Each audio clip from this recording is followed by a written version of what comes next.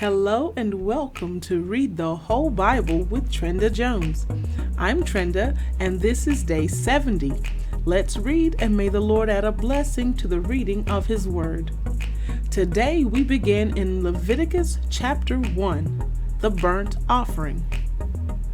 Then the Lord summoned Moses and spoke to him from the tent of meeting. Speak to the Israelites and tell them, when any of you brings an offering to the Lord from the livestock, you must bring your offering from the herd or the flock. If his offering is a burnt offering from the herd, he is to bring an unblemished male. He will bring it to the entrance to the tent of meeting so that he may be accepted by the Lord. He is to lay his hand on the head of the burnt offering so it can be accepted on his behalf to make atonement for him. He is to slaughter the bull before the Lord. Aaron's sons, the priests, are to present the blood and splatter it on all sides of the altar that is at the entrance to the tent of meeting. Then he is to skin the burnt offering and cut it into pieces. The sons of Aaron the priest will prepare a fire on the altar and arrange wood on the fire.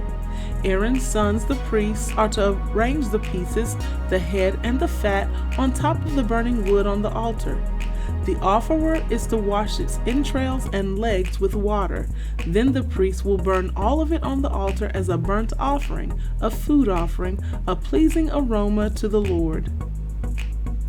But if his offering for a burnt offering is from the flock, from sheep or goats, he is to present an unblemished male. He will slaughter it on the north side of the altar before the Lord. Aaron's sons, the priests, will splatter its blood against the altar on all sides. He will cut the animal into pieces with its head and its fat, and the priest will arrange them on top of the burning wood on the altar. But he is to wash the entrails and legs with water. The priest will then present all of it and burn it on the altar. It is a burnt offering, a food offering, a pleasing aroma to the Lord. If his offering to the Lord is a burnt offering of birds, he is to present his offering from the turtle doves or young pigeons. Then the priest is to bring it to the altar and will twist off its head and burn it on the altar. Its blood should be drained at the side of the altar. He will remove its digestive tract, cutting off the tail feathers, and throw it on the east side of the altar at the place for ashes. He will tear it open by its wings without dividing the bird. Then the priest is to burn it on the altar on top of the burning wood. It is a burnt offering, a food offering, a pleasing aroma to the Lord. Leviticus chapter 2, the grain offering. When anyone presents a grain offering as an offering to the Lord, it is to consist of fine flour. He is to pour olive oil on it, put frankincense on it, and bring it to Aaron's sons, the priests. The priests will take a handful of fine flour and oil from it, along with all its frankincense, and will burn this memorial portion of it on the altar, a food offering, a pleasing aroma to the Lord. But the rest of the grain offering will belong to Aaron and his sons. It is the holiest part of the food offerings to the Lord. When you present a grain offering baked in an oven, it is to be made of fine flour, either unleavened cakes mixed with oil or unleavened wafers coated with oil. If your offering is a grain offering prepared on a griddle, it is to be unleavened bread made of fine flour mixed with oil. Break it into pieces and pour oil on it. It is a grain offering. If your offering is a grain offering prepared in a pan, it is to be made of fine flour with oil. When you bring it to the Lord, the grain offering made in any of these ways, it is to be presented to the priest, and he will take it to the altar. The priest will remove the memorial portion from the grain offering and burn it on the altar, a food offering, a pleasing aroma to the Lord. But the rest of the grain offering will belong to Aaron and his sons. It is the holiest part of the food offerings to the Lord.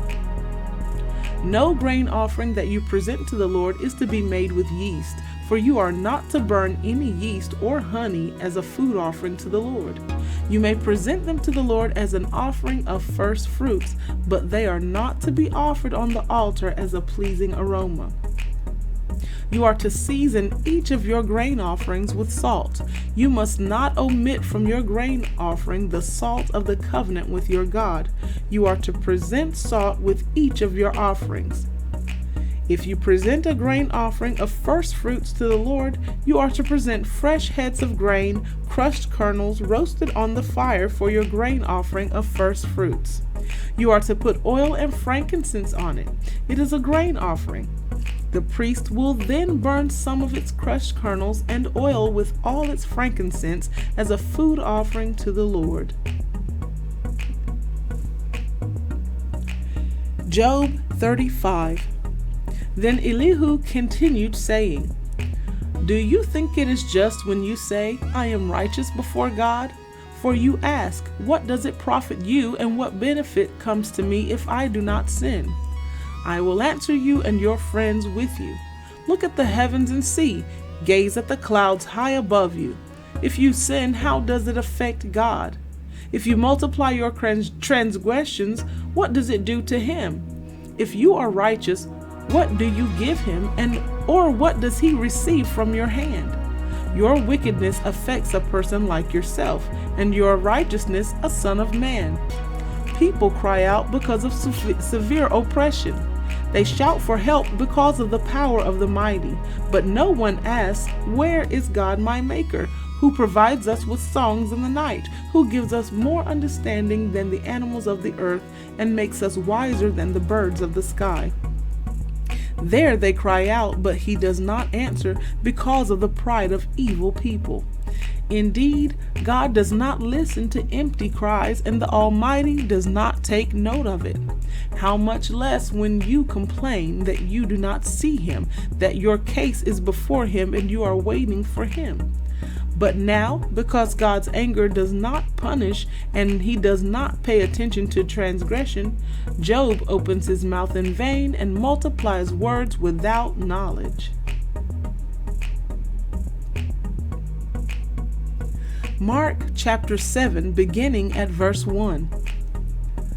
The Pharisees and some of the scribes who had come from Jerusalem gathered around him. They observed that some of his disciples were eating bread with unclean, that is, unwashed hands. For the Pharisees and all the Jews do not eat unless they give their hands a ceremonial washing, keeping the tradition of the elders. When they come from the marketplace, they do not eat unless they have washed. And there are many other customs they have received and keep, like the washing of cups, pitchers, kettles, and dining couches. So the Pharisees and scribes asked him, Why don't your disciples live according to the tradition of the elders, instead of eating bread with ceremonially unclean hands? He answered them, Isaiah prophesied correctly about you hypocrites, as it is written, This people honors me with their lips, but their heart is far from me. They worship me in vain, teaching as doctrines human commands. Abandoning the command of God, you hold on to human tradition. He also said to them, You have a fine way of invalidating God's command in order to set up your tradition. For Moses said, Honor your father and your mother, and whoever speaks evil of father or mother must be put to death.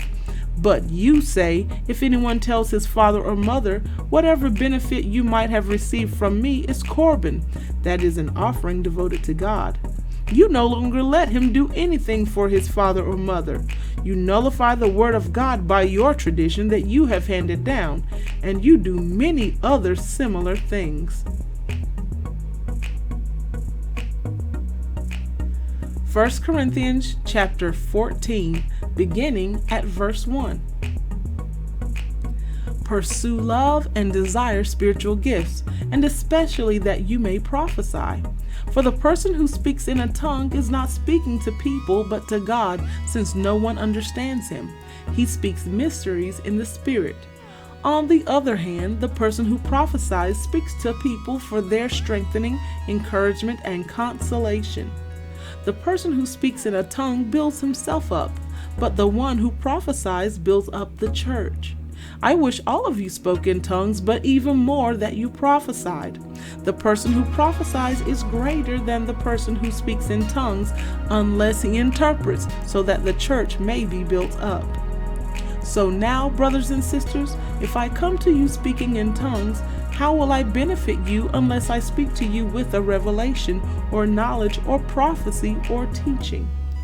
Even lifeless instruments that produce sounds, whether flute or harp, if they don't make a distinction in the notes, how will what is played on the flute or harp be recognized? In fact, if the bugle makes an unclear sound, who will prepare for battle? In the same way, unless you use your tongue for intelligible speech, how will what is spoken be known? For you will be speaking into the air. There are doubtless many different kinds of languages in the world. None is without meaning.